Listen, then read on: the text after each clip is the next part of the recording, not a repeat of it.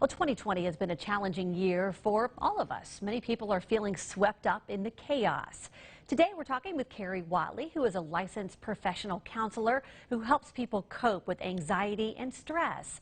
She joins us now live. Carrie, thanks for being with us. What can help someone keep a positive perspective during this difficult time? It can definitely be difficult to stay positive, especially right now. And we are wired up to look for the negative. So say your child comes home with a report card with 3 A's and 1 C.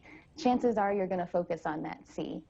Or you might get 10 positive comments from someone and only 1 negative comment, but chances are you're going to dwell on that negative comment instead of all the positive ones. So for right now, for us, that might look like focusing on the peaceful protesters or the riots. Or it might look like focusing on the things your family does that bothers you, or focusing on the things that you can really appreciate about them.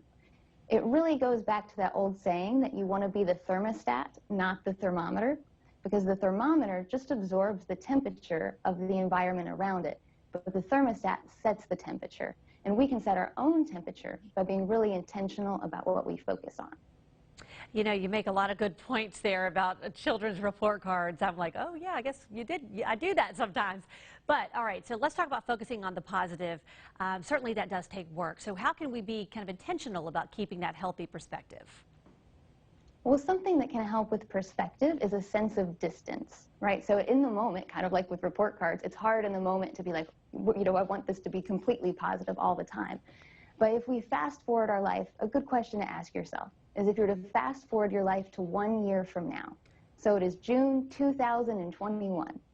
And you look back on this moment in your life and this moment in history and kind of ask yourself, how would I have wanted to handle it? Because we have a tendency with that space to say, oh, I wish I had. I wish I hadn't been as hard on myself.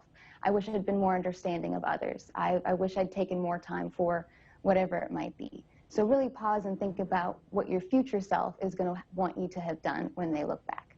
Some great advice. Carrie Watley, thanks so much for being our guest today. My pleasure.